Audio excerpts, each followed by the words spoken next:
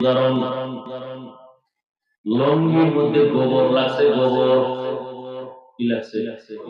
গোবর চিনেন? আর এটা একটা বুঝাইতেছে, আমি আবার লঙ্গিতে আটতেন বুঝাইতেছি লঙ্গির ভিতরে কি লাগছে, এটা পাক না পাক। এখন এটা পাক করা লাগবে না, কেমনে পাক করবে? গোবরটাকে পাক করার জন্য কি লাগবে? মূল জিনিস কি লাগবে? পানি। আপনি অচেনা এলাকায় হঠাৎ গোবর লাগছে, পানি খুঁজতে খুঁজতে ঘাম ছুটে গেছে, পানি পায় না। একজনের গাড়ি এত মাথা খারাপ করছো, পানি তো নিজের কাছেই আছে না? কি প্রস্রাব তো পানি, তার জন্য বুদ্ধি দিয়ে একটা বাড়তে গোবরের মতো না পাক, নিজের প্রস্রাবের পানি দিয়ে ধুয়ালা। কি বুঝলেন? পাক হয়ে গেছে। বরং আগে যত দূর না পাক ছিল, প্রস্রাব দিয়ে ধৌত করার কারণে না পাক আরো ছড়ায় গেল। ঠিক সমাজের যেই লোকটা গাঁজা খায়, সুদ খায়, ঘুষ খায়, যেই লোকটা মদের বোতল নিয়ে চলে, নামাজ নাই, রোজা নাই, প্রস্রাব করে পানি দেয় না, এর যদি কোন সমাজটাকে পাক বানাও, সমাজ আগের তুলনায় আরো না পাক হয়ে যাবে। বুঝেননি? কি বুঝেন? খুব সতর্ক হয়ে যান, নাইলে বহু কপালে দুঃখ আছে সামনে। মরা লাগবে না, তোমার ভিড়াই মারে। দুনিয়া চলে এখন ভিড়াই মারে, ওর কারণে আমার চান্দাবাজি ধান্দাবাজি হয় না। কে বাধা দেয়? ওর মাইনাস কর। তোমারে মারার জন্য শত্রু লাগবে না, তোমার দলের বন্ধুই যথেষ্ট। আল্লাহ হেদায়েত দান করেন। একটা আঙ্গুলের টিপের কত দাম, পুরো দুনিয়াটা কিনে ফেলা একটা টিপ দিয়ে। 10 টাকা পারে না। এই লোক যদি বাড়ি কিনতে যায় কি দিবে? টিপ। এটার নকল চলে। টিপ দিয়ে স্ট্যাম্পে বুঝাইছে, এই স্ট্যাম্পে লেখা আছে, দলিল আছে, এখানে পুরো বাড়ির মালিক আমি, তুই যে মালিক, প্রমাণ পাইছে টিপ। এই টিপটা জায়গা মতো দিও, নাইলে উল্টা বাইন খাওয়া। কত পায়খানা খাইতে খাইতে এখনো বলছে, আর কত। তুমি এমন কাউকে টিপ দিও না যে তোমার টিপের বাহাদুরিতে আমার দেশের বোনকে দর্শন করবে।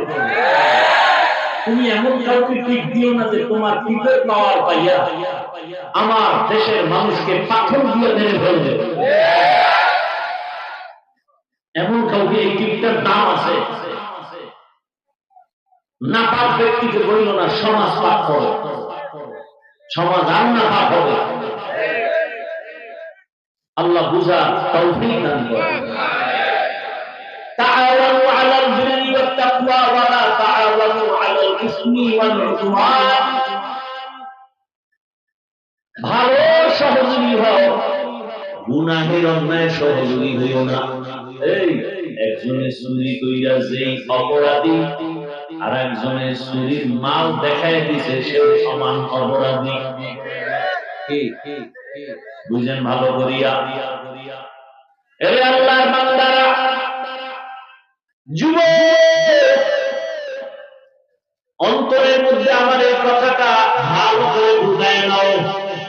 পারলে নেক আমল করো, না পারলে চুপ থাকো, গুনাহ করিও না।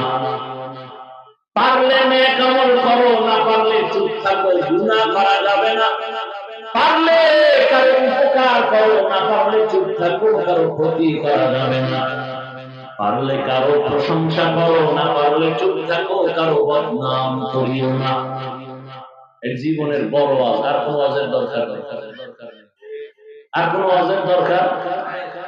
পারলে নেক আমল করো, সওয়াবের কাজ করো, গুনাহ করিও না। পারলে কারো উপকার করো, না পারলে চুপ, কারো ক্ষতি করিও না। পারলে কারো প্রশংসা করো, না পারলে চুপ থাকো, কারো বদনাম বলিও না। এর থেকে আর কোন বড় ওয়াজ আছে না? মানি না, এই জন্য আমি হুজুর ওয়াজ করতে করতে জীবন শেষ, ফলাফল দুর্বল। মানলে তো এত ওয়াজ লাগতো না। হ্যাঁ, আল্লাহ সবাইকে হেদায়েত দান করেন। তাহলে রসুলের আদর্শের মতো দামি পবিত্র আদর্শ আর নাই। আমার রসুলেরটাই শুধু পবিত্র কেন? কারণ আমার রসুল কোনদিন হায়াতে মিথ্যা কথা বলেন নাই, গালি দেন নাই, হাজারো গালি শুনছেন, জবাব দেন নাই। আমার রসুল পবিত্র, কারো ক্ষতি করেন নাই, হাতের দ্বারা ক্ষতি করেন নাই, চোখের চাহনি দিয়ে কারো ক্ষতি করেন নাই, জবানের কথার দ্বারা কারো ক্ষতি করেন নাই।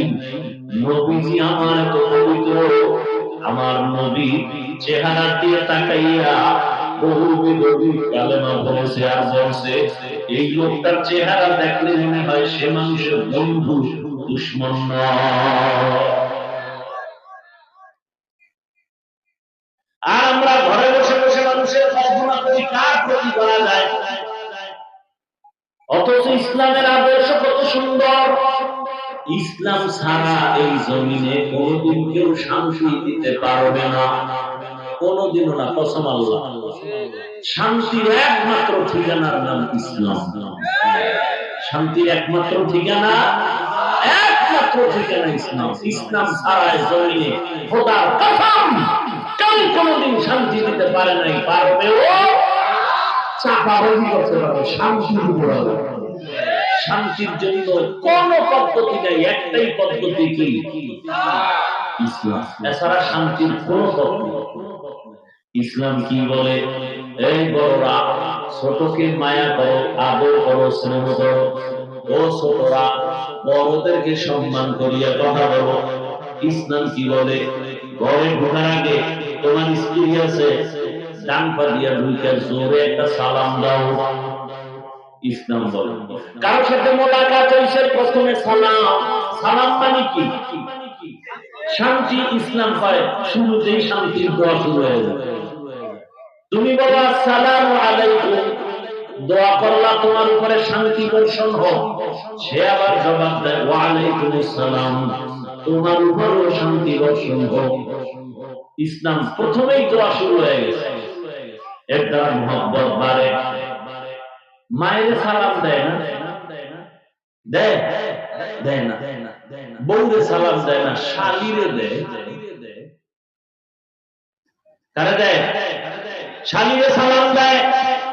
বেগানায় সালাম দেওয়া জায়েজ নাই। এই পাবলিক, বেগানাকে সালাম দেওয়া জায়েজ নাই, কারণ সালামের দ্বারা মহব্বত বাড়ে। উল্টাপাল্টা জায়গায় সালাম দিয়ে মহব্বত বাড়ে, একটি পথ। ইসলাম বিপদ চায় না।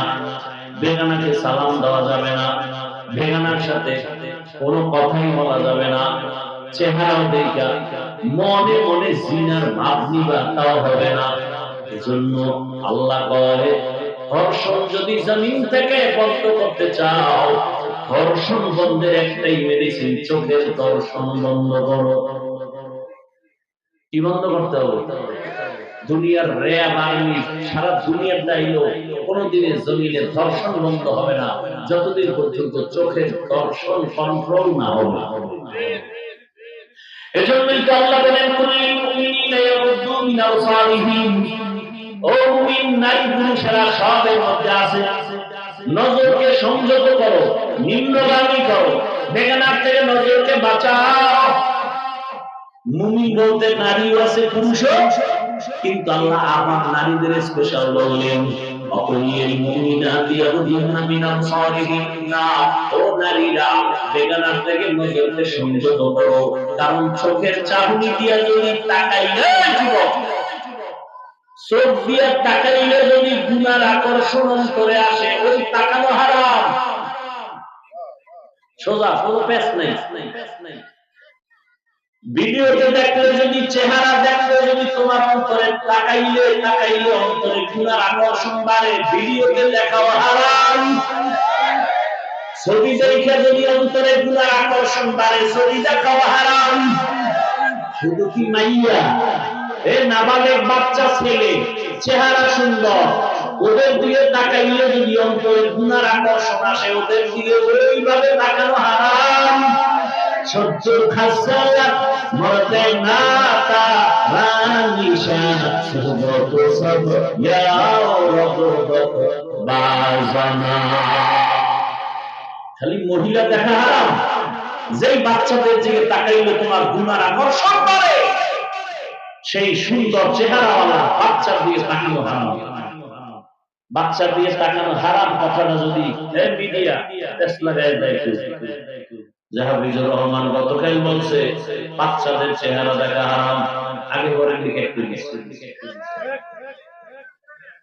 হ্যাঁ, এই জমিনে আর ঝামেলা বাজিটা কিছু লাগবে। আল্লাহ হেদায়েত দান করেন। কি করি, কইতেও পারি না, সইতেও পারি।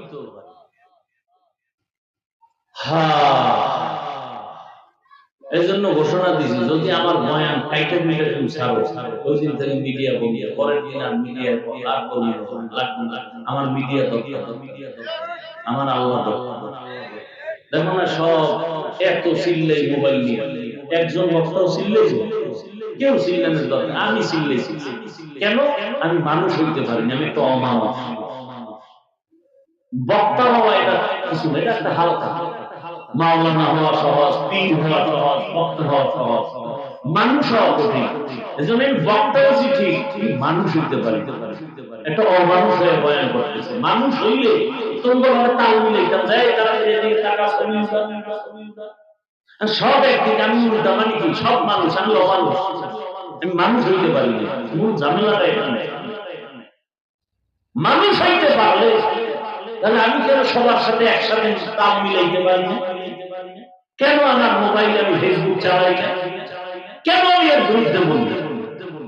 একটা বয়ান আমার নাই যেখানে মোবাইলের বিরুদ্ধে বলি। মানুষ অতিষ্ঠ, ছবি তোলার বিরুদ্ধে বলি, কঠিনভাবে বলি। মানুষ হতে পারলে তাল মিলাই বলতাম, আসলে মানুষ হতে পারি না। আল্লাহ তার কুদরতে আদর্শ মানুষ হওয়ার তৌফিক দান করেন। বড় কঠিন হালাত। সরকারের প্রয়োজন ছাড়া, শরীয়তের প্রয়োজন ছাড়া যে কোনো কারণে এমনি ছবি তোলা হারাম, হারাম কবিরা গুনাহ। সারা দুনিয়ার উলামায়ে কেরাম একমত। আল্লাহ হেদায়েত দান করুন। আমার মাসআলাটা বুঝছেন? এখানে উলামায়ে কেরাম আছেন, ভুল হলে ধরায় দেন।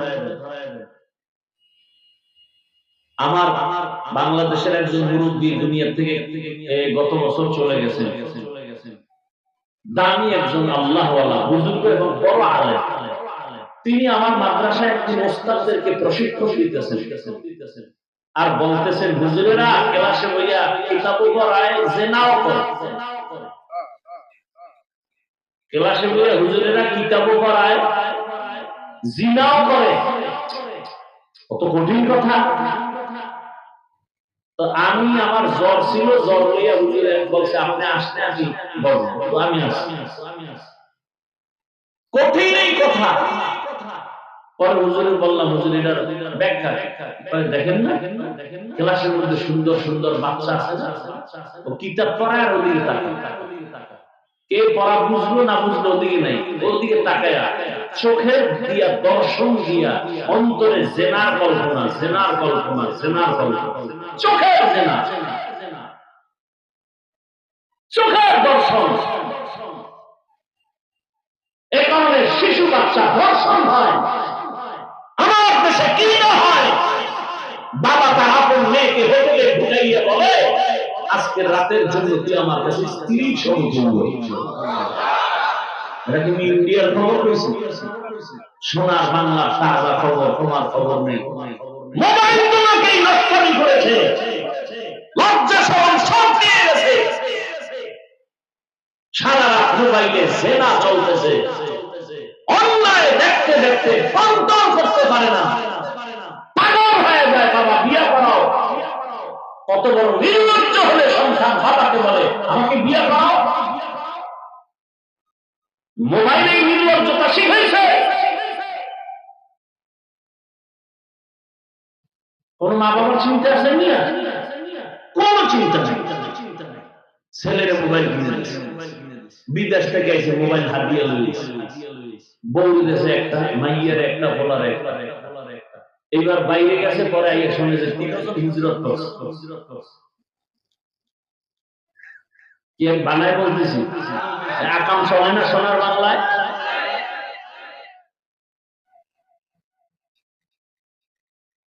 হার মালিক, কত বাবা কান্দে আমাদের কাছে এসে। আমি কি আকাঙ্ক্ষা দিয়েছেন না? কাম শেষ। একটা কাম দিয়ে আমার বাতি দেন না, যে আকাম বড়টা করছে তো হ্যাঁ কি তুমি মাইয়া বলার না মনে ফেলার লিখে দিয়েছেন, আমি তো জুতার বাড়ি খাইবেন বহু বাবা সন্তানের নামে জায়গা ফেলাট লেখা দিয়ে এখন কামতেছে। সরকারি আইনে, ইসলামী আইনে বাপ মরিয়া গেলে সন্তানরা পাবে না। মাস্তানি করেন কেন? আগে আগে জুতার বাড়ি খেতে দরদ দেখান,